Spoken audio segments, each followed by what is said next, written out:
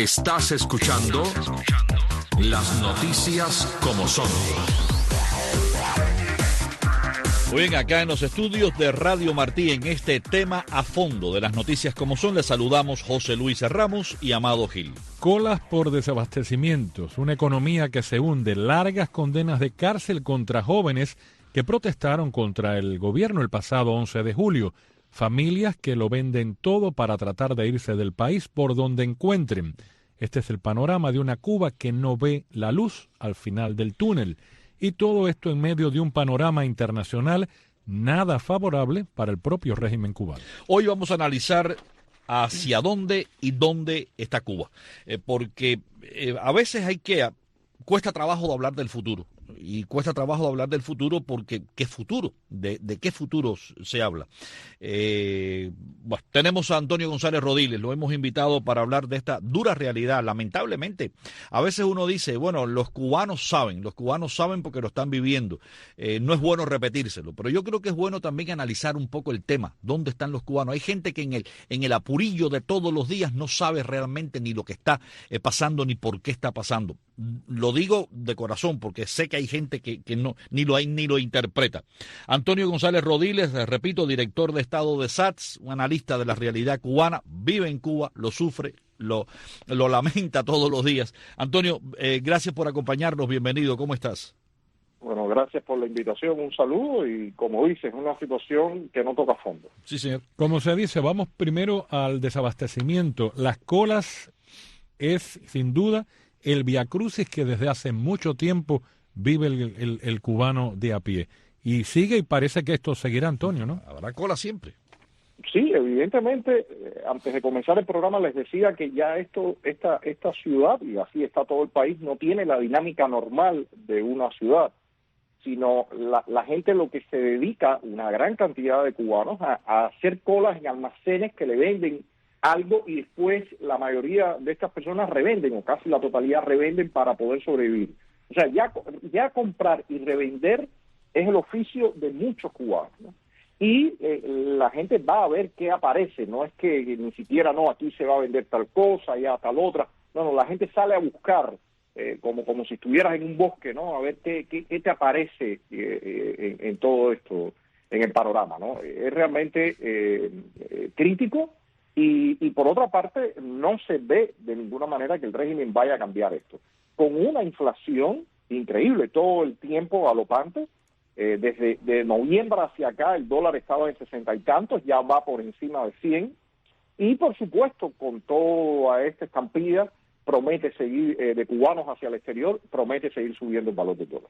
Eso es uno de los temas que lo hablamos en este segmento, lo hemos hablado en otros segmentos, lo hablamos en otros programas. Yo sé que otros programas de Radio Martí también lo están tocando, y es la estampida de los cubanos. Hay un dato que hemos estado recientemente en el programa tocándolo, en otro segmento del programa tocándolo.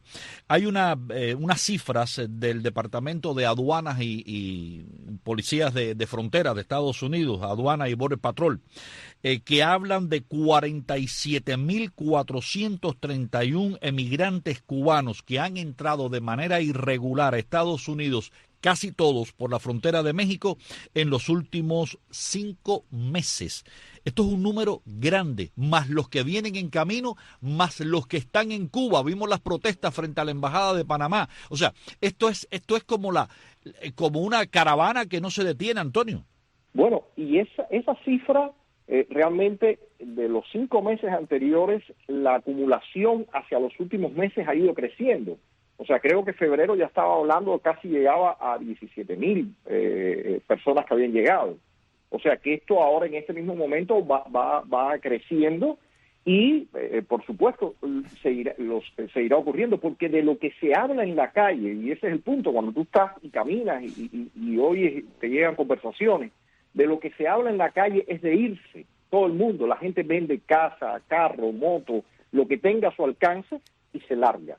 Y después, bueno, viene toda esa travesía, porque se imaginarán un boleto a Managua estando del orden de 4,000, 3,000 y tantos, $4,000. Después tienen que empezar a agarrar todo ese camino Centroamérica, llegar a México, atravesar México, y todo eso es por el camino sobornando, pagando los coyotes. O sea, es realmente un viacrucis lo que están sufriendo las personas. De hecho, hay videos incluso de cubanos que han fallecido en toda esta trayectoria. Es un drama que ahora mismo está en pleno desarrollo, en pleno movimiento. La pregunta, Antonio, ¿por qué migran y sobre todo los jóvenes cubanos? Esa es la pregunta. Y yo creo que las autoridades saben muy bien por qué migran. Todo el mundo lo sabe, pero yo creo que a partir del día 11 de julio ha habido una señal clara, y es: no hay arreglo, no hay cambio. Ellos no van a aceptar absolutamente ningún cambio, no van a transigir y van a aplicar con todo aquella persona que se atreva a disentir. Y lamentablemente, lo hemos dicho, no ha habido ninguna respuesta internacional, absolutamente ninguna. Así, ninguna que le ate las manos al régimen. Incluso el tema de la estampida, por supuesto, no solamente cubre al cubano común, sino a todo lo que es el movimiento de la sociedad civil y opositor. Mira, en Cuba en este momento yo creo que hay algunos activistas, estamos algunos opositores, pero esto está quedándose completamente vacío. Y ese es un tema que mezclado con el éxodo y con esta parte no se quiere discutir. Las consecuencias, los errores, lo que ha pasado, en dónde estamos y qué solución hay, porque ese es el otro problema. ¿Qué se va a hacer ante un régimen que está reprimiendo y violentando con la mano en la cintura y no pasa absolutamente nada? Acabas de poner, y tú estabas hablando y yo estaba, digamos, viéndolo en imágenes. Muchos líderes de la oposición regresaron a prisión. Los casos más visibles, por supuesto, José Daniel Ferrer García, está también Félix Navarro, su hija, etcétera. O sea, quizás los más conocidos algunos de ellos han regresado a prisión. Los jóvenes, los que no eran opositores, pero que se convirtieron en opositores públicamente al protestar, los han condenado. Los que escaparon de esas condenas y de esos apresamientos posiblemente están pensando si no es que ya han salido del país. Muchos opositores se han ido. Hemos visto damas de blanco por allá, por Ucrania, por Serbia, damas de blanco en el mundo entero tratando también o sea, salieron ya tratando de llegar a Europa. Es decir, la situación me parece que ya desde el punto de vista para lograr cambios dentro de Cuba es grave. ¿Y qué se puede hacer? Es la pregunta. Mira, yo diría que lo primero es que se discuta con claridad el tema, porque todavía te encuentras a personas, incluso los mismos activistas. Yo vi el caso de un activista, prefiero no decir el nombre, que saliendo decía: yo estoy seguro que aquello va a cambiar este año. Bueno, pero ¿cómo tú me vas a decir que va a cambiar este año y que vas en estampida? Entonces, el principal asunto acá es que la gente se sincere y diga: mire, señores, allá adentro nos van con todo, no pasa nada y no tenemos con qué trabajar y no tenemos con qué articularnos y llegar a la gente, y todos los problemas que se saben que están, que hemos venido diciendo y que no se quieren discutir. Yo realmente, de la mayoría de los activistas, incluso algunos que salieron en algún momento, les dije: vamos a hacer una entrevista o una conversación, vamos a tocar estos temas. Desaparecieron. No, la gente no quiere hablar de eso, porque se generaron unas expectativas inmensas y se dijeron que el castrismo ya estaba casi, como dice mi amigo Gorky, nada más había que firmar el acta de defunción, y lo que hemos visto es una realidad muy distinta. Entonces, mientras eso no se discuta y existan todo un conglomerado de ONGs y grupos desde el exterior que digan: esto se cae, ahí está la luz al final del túnel, el castrismo no le queda nada, o sea, todas esas consignas, mira, no se toca este tema y lo que hace es que la situación se siga agravando. También hay que destacar, Antonio, algo que lo vemos muy a menudo. Está saliendo de Cuba mucha persona que formaba parte del oficialismo, sobre todo del periodismo oficialista. También. Sí, es que, a ver, la cuestión no es, y muchas veces se dice, el régimen está en su momento más débil, y yo estoy de acuerdo. El régimen está en su momento más débil. Una situación donde ellos no pueden vender nada. Ellos no pueden vender ni presente ni futuro, ellos no pueden vender nada. Pero el asunto es que si la sociedad está más desarticulada y más débil, y la sociedad civil y la oposición, entonces no se puede provocar el empuje para que cambien las cosas. Pero todas esas personas del oficialismo, del periodismo y de otras ramas que no estamos viendo, pero que por seguro está ocurriendo, están viendo también esta profunda crisis, el desastre que está provocando el régimen, porque cuando tú tienes un país en estampida, donde un % inmenso de la juventud y de la gente emprendedora y creativa se va, ¿qué vas dejando en el país? Es casi un país de zombies algunas veces. Uno sale a la calle y lamentablemente ves personas mayores, uno con un bastón, el otro con tal defecto para caminar o problema motor, cosas así, y tú dices, señores, estos individuos no tienen compasión con su país, no tienen compasión. Yo he estado viendo resoluciones del ministerio o sea, varios ministerios cubanos promocionando el trabajo por cuenta propia. Y cuando digo promocionándolo, digamos, abriendo nuevas licencias para aplicación, no nuevos empleos, no nuevos empleos, sino más capacidad de trabajadores por cuenta propia. Ahora ese famoso nombre de las MIPYMES, que es el que está de moda en Cuba ahora, las micro, medianas y medianas, o sea, micros, medianas y pequeñas y medianas empresas. Pequeñas y medianas empresas, que todas se quedan en pequeñitas, pero bueno, le llaman las MIPYMES. No crecen. Sí, no, ese es el nombre de moda ahora, ¿no? Y uno dice, bueno, esto puede ser un contraste para muchos jóvenes en Cuba. No hay desarrollo del sector privado en Cuba como lo hubo en un momento determinado que se pensaba que podía ser el escape para muchos cubanos de su desarrollo privado dentro de Cuba. Mira, ocurre una cosa curiosa. Ellos han dicho que han permitido todas estas nuevas formas de propiedad y de negocios, empresas y demás. Cuando uno compara con lo que pasó en los años 90, después del maleconazo y todo el éxodo de los balseros, el régimen se vio obligado a hacer una apertura que no puso en letra. O sea, sencillamente fue hacerse de la vista gorda. Lo curioso fue que en aquel momento que apenas el dólar había sido despenalizado, estaba entrando el turismo, se vio casi de inmediato un repunte en las cosas. O sea, la gente empezó a rentar ilegal, alquilaban los carros, paladares ilegales, en los carros iban y te llevaban y te vendían en tus casas viandas, queso, jamón. O sea, empezó todo un movimiento realmente con un buen ímpetu. Ahora, a pesar de que ellos están diciendo que van a legalizar esto o que han legalizado esto, aquello y aquello, eso no se ve, porque yo pienso que ya el cubano está cansado de todas esas, de todos esos intentos y esos amados, cuando la gente sabe que sencillamente no te van a dejar, y aparte la represión es visible, las patrullas, los policías.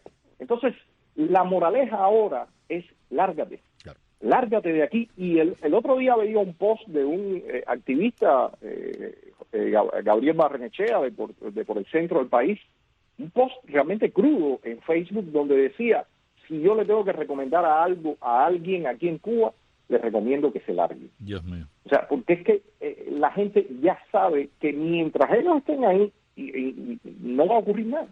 En los últimos días he estado siguiendo la trayectoria y creo que tú lo conoces también porque estaba en la isla hasta hace unas pocas horas. El doctor Manuel Guerra, de allá de Holguín, un muchacho que desde hace mucho tiempo, pues por sus críticas, viene enfrentando diferentes tipos de cuestionamientos por parte de la seguridad del Estado. Incluso lo trasladaron del hospital a un hospital alejado de la ciudad donde él vive. Él pone un post donde él dice prácticamente, mi madre me lo pidió que me fuera del país porque mi madre no podía soportar años de prisión. La seguridad del Estado, la contrainteligencia, en fin, lo que sabemos todo. Pero hay algo que yo quiero también, y lo busqué y lo tengo aquí, él dice en el post, por último, llamo a la oposición cubana a reestructurarse y a valorar un cambio radical en los métodos de lucha que usan, pues el exilio y la cárcel no van a cambiar el estatus social y político de la nación cubana. El problema es cómo. Siempre la pregunta hay que... Yo creo que, Antonio, perdóname, tú lo vienes diciendo en muchos de los programas que participas. Y ese debate que tú pides no se da, y pasan los días, y pasan los meses, y pasan los años, entre otras cosas también, te escucho. No, yo leí precisamente ese fragmento de casualidad, y pensé en algún momento de preguntarle a él, ¿qué harías tú? Porque yo le puedo contar lo que se ha intentado hacer, lo que hemos estado de SAT y yo en lo particular, y que he dicho 1,000 veces, y que lo que ha traído por consecuencia ha sido cualquier cantidad de tipos de ataques de todos tipos también. Pero la concreta es que no se ha deseado y no se desea todavía que exista una discusión franca de lo que estamos enfrentando. Claro. El otro día yo mencionaba, ahora mismo para mí es curioso, hay yo no sé qué cantidad de ONGs referentes al tema Cuba en todo el mundo, no solamente en Estados Unidos, sino en América Latina, en Europa, en todo. No sé con quién van a trabajar todas esas ONGs acá adentro, porque aquí no queda nadie. Pero lo que ocurría era que la mayoría de las veces todo eso se quedaban en talleres, en viajes, oficinas o qué sé yo, todas estas cosas, pero los activistas acá realmente jamás tuvieron todo lo que se necesita para poder desempeñar tu trabajo aquí adentro de la isla. Y mientras eso no ocurra, la pelea es muy desigual. De hecho, el régimen lo dice. El régimen se mofa muchas veces y dice, bueno, por una parte que la oposición es mercenaria, pero por otra parte dice que es una oposición de recargas. Entonces hay una gran contradicción, porque o usted es mercenario y le están pagando, o sencillamente usted lo que logra es que ir sobreviviendo como puede, y bueno, le ponen una recarga o le envían algo para paliar un poco la necesidad, pero no es un mercenario para nada. Entonces, en eso hay una contradicción, y en todo esto hay una discusión que no se acaba de poner en la mesa. La discusión, bueno, por lo menos los temas, nosotros contigo siempre lo hemos hablado en este programa. Y esta pregunta te la he hecho, pero como yo sé que los oyentes varían, yo te la vuelvo a repetir. Se movió mucho la sociedad civil y se movió mucho la oposición, el activismo, en momentos en que había, digamos, mucho más canales para los apoyos, para, en definitiva, más viajes, habían intercambios. Recuerdo, yo hice programas aquí especiales con grupos de miembros de la sociedad civil que venían a recibir cursos acá en universidades y college aquí en Estados Unidos. Había un movimiento más grande, más eventos, participaban ustedes, venían a participar de eventos a Estados Unidos y a Europa.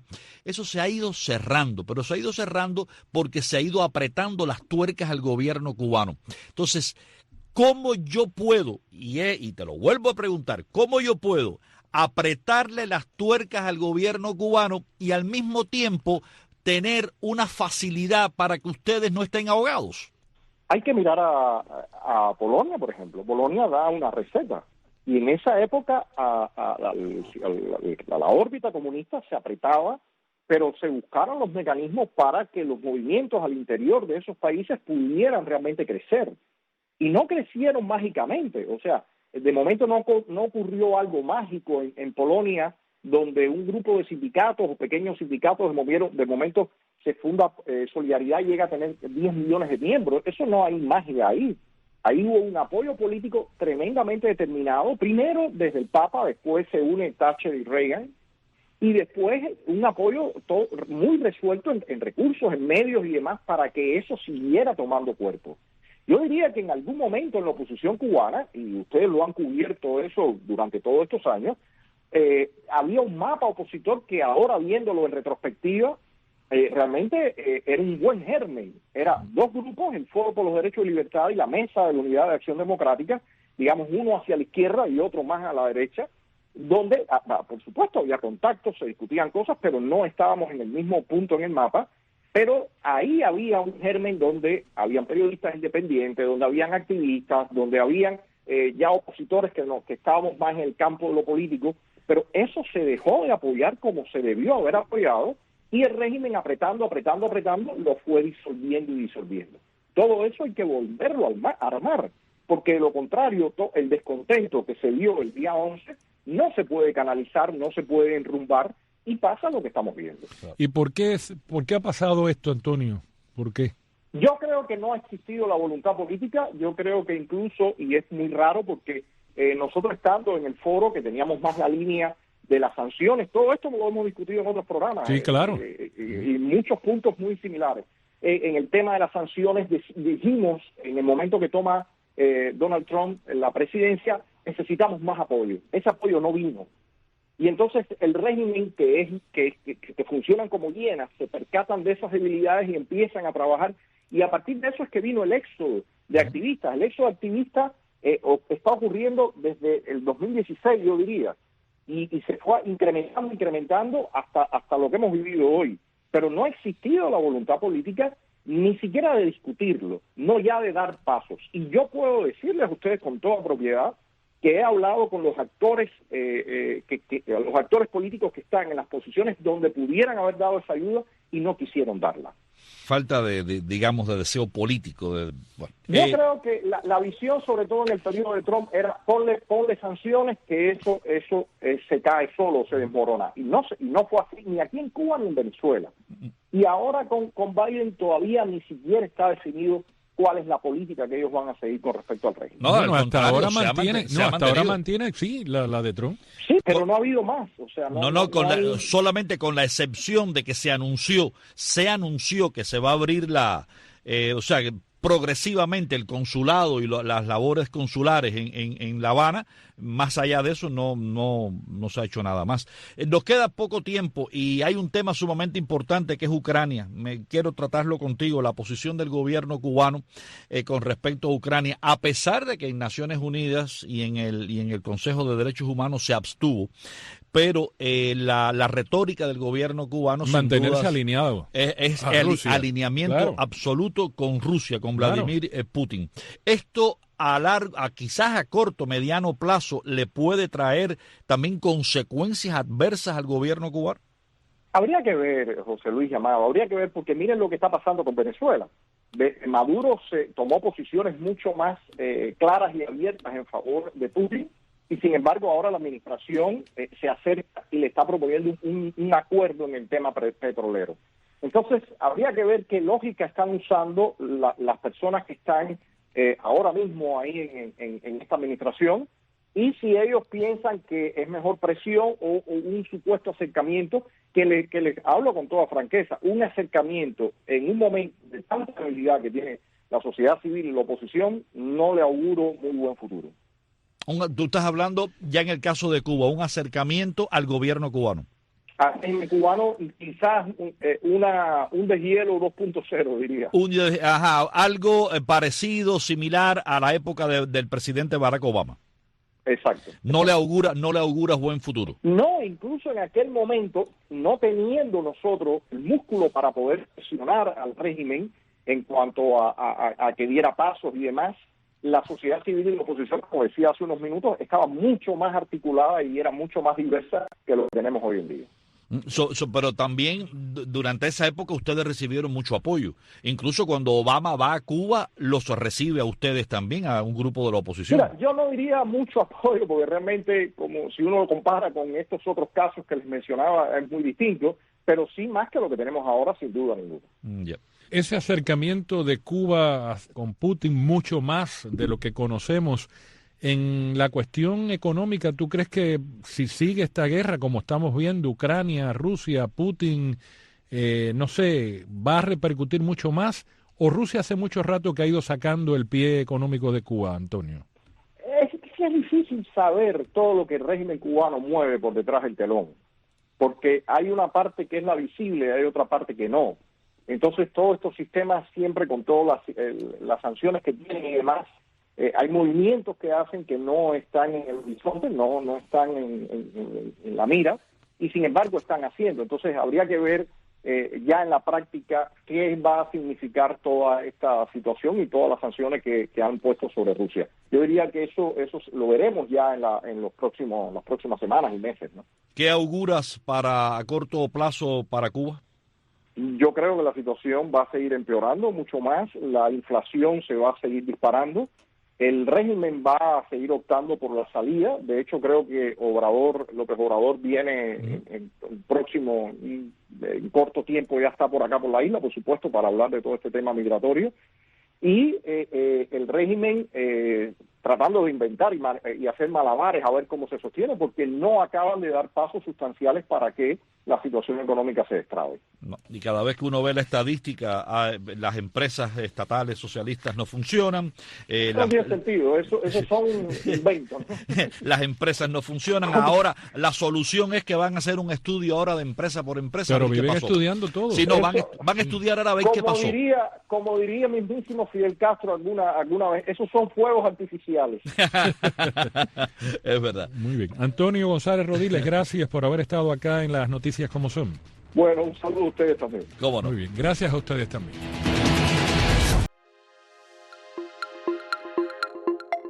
Para apoyarnos puede visitar nuestra página estadodesat.com y desde allí realizar cualquier donación.